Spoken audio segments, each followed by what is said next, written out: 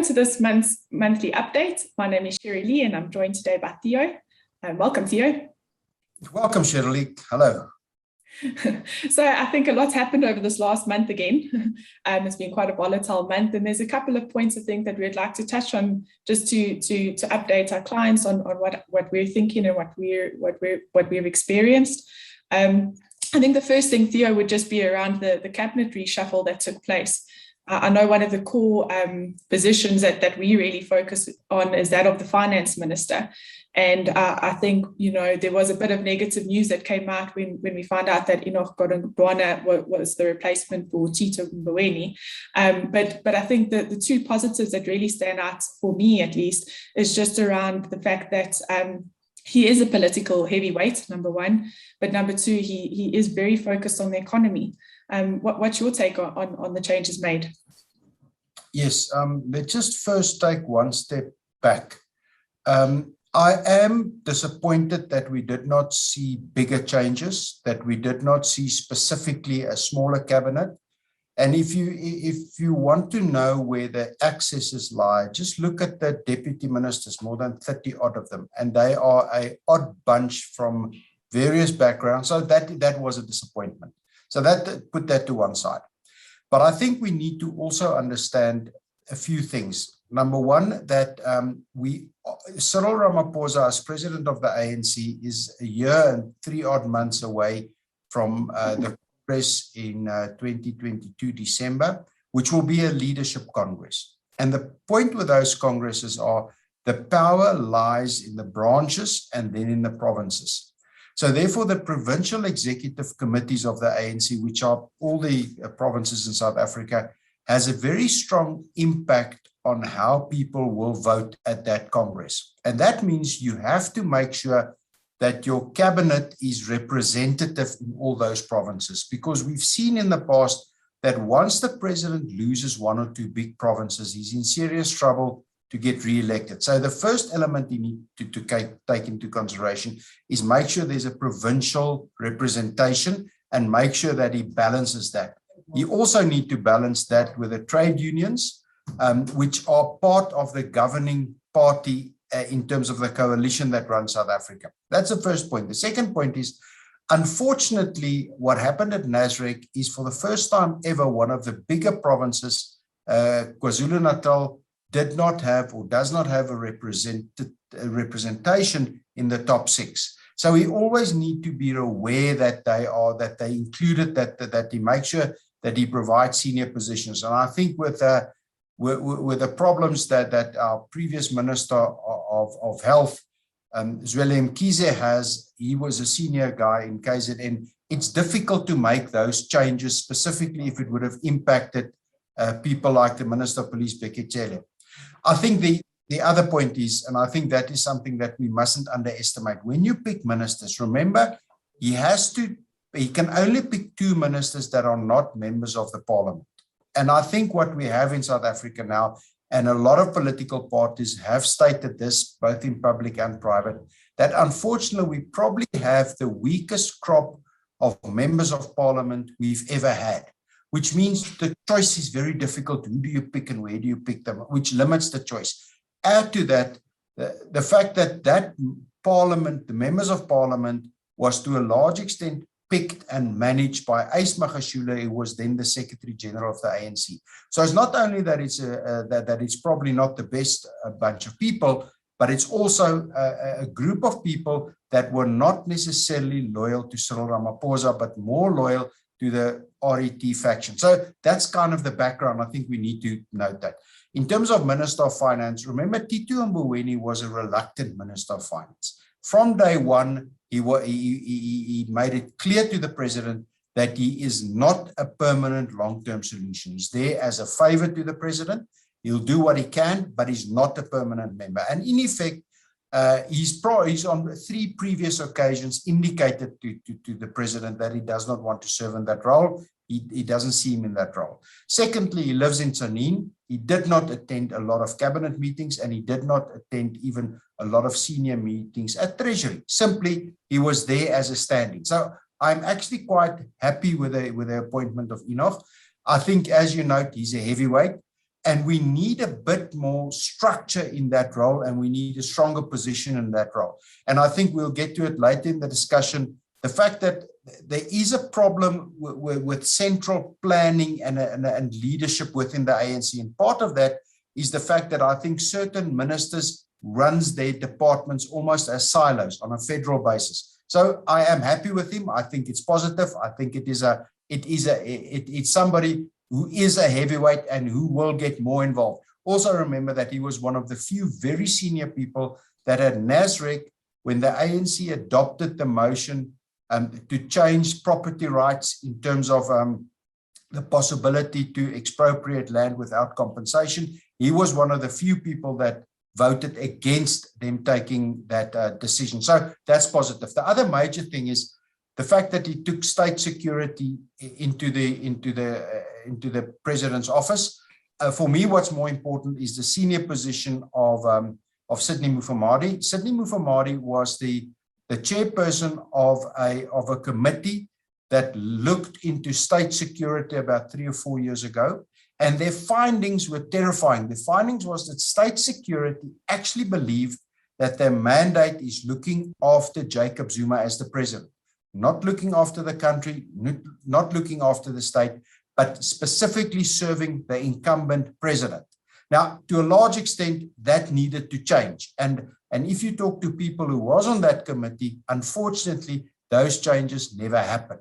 And I think that is part of the security breakdown that we see in the violence that we had early last month, in specifically KZN, is the incapacity of state security to look after the government and the state as an entity. So hopefully Sidney Mufamadi will make a change and will have a direct impact on changing the focus and the direction of our intelligence services to come more to serve the country and the state, and not an incumbent president. And almost thought that they were very strong in factional fighting, and that move needed to change. So overall, I would have liked more aggressive steps. I would have liked a smaller cabinet.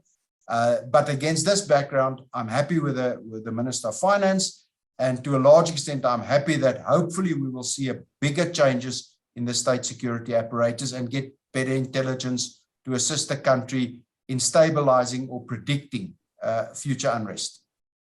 Yeah, for sure. And I think one of the other positives, I guess, is that we didn't see a huge change in our market as we've seen with previous finance ministers being replaced. So I think just on that point, something that did cause a lot of volatility in markets globally was just around Chinese regulators really starting to clamp down on the big tech companies in China. And I think, a large part of that is due to the fact that they are concerned that these companies are becoming so big that they're sort of taking away the social responsibility of government. And in addition to that, they're getting so big that they sort of just eliminating competition, and that hinders innovation as well, which I think is a concern to them. And how do you see this panning out going forward? Look, I think it's the question of big tech companies becoming bigger than governments and almost being able to do business outside of government influence, I think is a theme that we will see going forward. Even in things like Facebook and Microsoft, we've seen certain governments trying to first of all addressing the tax issue, which I think will become something in future, whereby companies cannot live without a tax jurisdiction or purely move profits on tax jurisdiction. We've seen those changes, so that will come into play. And secondly, the size of tech companies and the responsibilities will also come into play. Now, the difference between China and the rest of the world is China has a lot stronger regulatory environments where they can take almost unilateral action. Whereas in the rest of the world, or most other big countries, it's a debate with pros and cons. China is slightly different. And we must also remember that a lot of these companies that me and you talk about, YouTube or Twitter, of those companies, they are banned in China. They just don't exist there. You can't access them. So they live in a different environment. But what we are seeing now is taking aim at companies where it's in effect on our market. And the effect on our market is by far the biggest asset and the value of Naspers lies in its stake in Tencent. And that has a major impact on our market. It is the biggest single stock. If you add Naspers to Prosus, it's by far the biggest entity or investment in our market. And any action towards that will have a risk element to it. And what has happened is the risk attached to Naspers is bigger simply because of Tencent. And therefore, investors need to say to what extent can government impact that, or the Chinese government, and what's the effect of that. You have to always remember that Naspers' holding in Tencent is not a shareholding. It is a set of contracts. It's a set of contracts. And it's not only Tencent and Naspers. A lot of the Chinese companies that are listed internationally, in Hong Kong is the case with Tencent, that listing in Tencent is a set of agreements or contracts. It is not equity as we know it. And those things add a risk element to it, as is changes in government regulation, as is the fact that you have to work closely with the Chinese government, and as is the fact that the bigger you get, the more you will be scrutinized. So the issue here is to what extent that is priced in the Tencent share price and the Tencent share price, and therefore in the Naspers share price. You have to realize that since the beginning of the year, Naspers has lost almost a quarter of its value, specifically around this. So the question is this heightened risk of exposure to China in the share price or not? And only time will tell. The message here is, yes, Tencent is a great company if everything is as it is. Naspers is a great investment if everything is as it is. And I think that just becomes the point that you have to make sure that you have required diversity in your portfolio so that if something like this happens, yes, you cannot not have exposure to it since it's the biggest company, but at least it is part of a portfolio approach. I cannot make a prediction as if the risk is now fully priced into that or not. Only time will tell, but this is the argument why you should have diversity in your portfolio and why you should not try to take a view on one single stock, and that one single stock will determine your wealth or your retirement going forward. Yeah, I agree, Theo. And I think maybe just as a final point that of something that's popped up in the last month too is just around the green paper that was issued with regards to a possible national social security fund in South Africa. And of course, I guess the red flag that popped up into everyone's mind straight away was the corruption that's taken place here before, and how would this money be managed and that type of thing. But I think there are some positives that could come from something like that, going forward, and it's very much dependent on how it would be implemented. But I think a key point there is just, the Treasury's come out to say that this isn't government policy as a starting point. And secondly, there's a large amount of consultation required before they can even think of getting started on something like that. What are your thoughts on this? Sherelee, there's two sides to this. Number one, I think if you look at the unemployment dire state of the South African economy and the fact that most people, when they get old, does not have enough savings to retire, and the fact that we have this incredible diversion between the haves and the have-nots. So something will have to be done in terms of that. And I think we will, I don't think one can rely on the fact that there will not be something done in that respect. We need to take some kind of action, and hopefully the private sector will drive that, and we will not rely on a government which unfortunately has proven itself not in the position to deliver these things. And anytime there's a big pot of money, there's always questions. So something will need to be done. And I think the first few weeks, the problems we had in KZN also speaks to the fact that we've got a lot of people that is not part of the formal economy and sits outside of structured finance and of any way of sustaining themselves. So something will be done, and I think there's nobody disagrees on that. It's just a matter of how. The second point is Lindiwe Zulu, the minister who produced or published this green paper, did it outside the formal structures of Treasury, but also NEDLAC. Now, NEDLAC has been debating this, where there's government, business, and labor as to how this should be structured. And I think one needs to again focus on the point that we need stronger leadership in terms of where we are going, so that these kind of things should actually not happen. This should happen through a NETLAC process with Treasury involved and not a minister putting out a paper. So I will first of all not really spend too much time on reading this. I think it's 89 pages. I skimmed over it, but I would not read too much into it.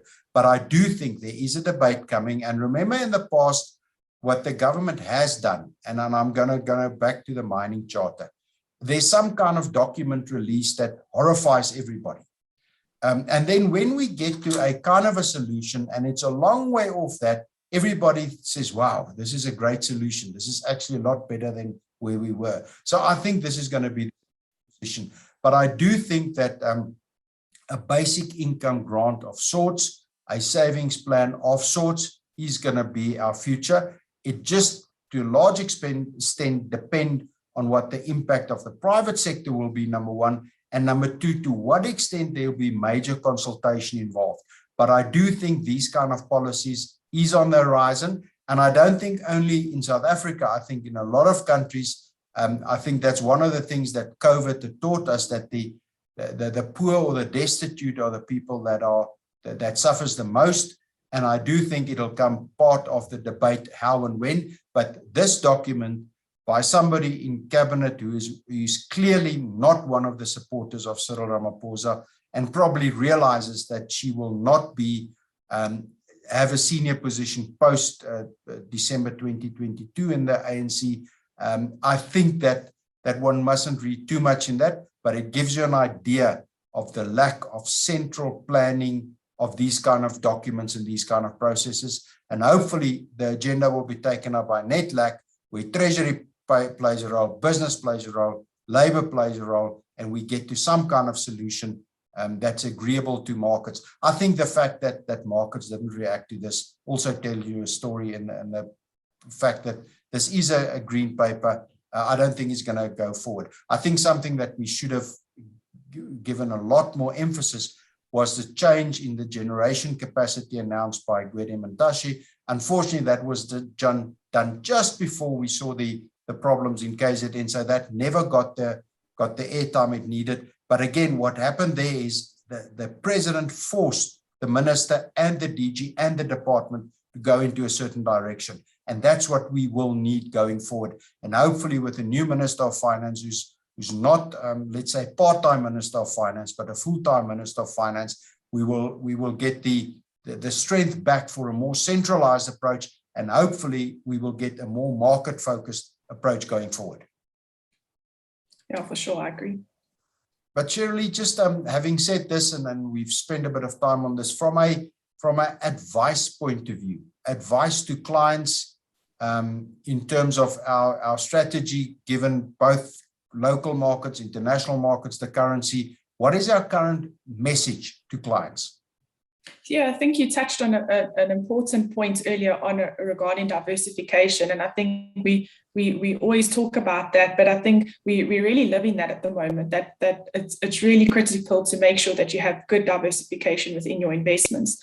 That means from an SA perspective and an offshore perspective too, and then across the various different asset classes. While the rand is still below the 15.50 mark to the dollar, we still encourage clients, if they haven't got their local offshore mix right, to send money offshore as and when they can. And then the phase ins on that, when the money does arrive overseas, we typically still phase in over a minimum of 6 months. Sometimes that can go up to 9 or 12 months, depending on the situation. But generally, we're looking at around a 6-month phase in offshore markets, and roughly the same locally. I think we have stuck with that for some time, and we've seen it work for us. So yeah, I think that's the key message, is just to carry on as we have been, but make sure that you take advantage of the rand where you can. So the phasing into investments, that's in place, but we still believe that if the rand is stronger than 15.50 to the US dollar, that's not a phase-in approach, but rather take the money offshore and making sure that your balance is in line. Correct, yes, 100%. Well, thank you very much, Sherelee. It's the first time that we did this together. I thoroughly enjoyed it. And like always, you are welcome to contact us if you have any questions or any topics you want discussed. We'll be happy to discuss it with you. And we hope that this is that everybody stays safe. And I do think that we have to be cognizant, not only as a company, as people, but as clients of the company, that people are under pressure. This is uncertain times. There's a lot of uncertainty around. We are not out of the woods yet. And I do think we need to respect one another. We need to have sympathy for one another. And we need to live that. This is difficult times. Hopefully, we are closer to the end of this pandemic than to the beginning. But I do think we need to acknowledge that people are in difficult situations. There's uncertainty. And it is not the position one would like to be. But I think, and we need to appreciate that. So from my point of view, all the best.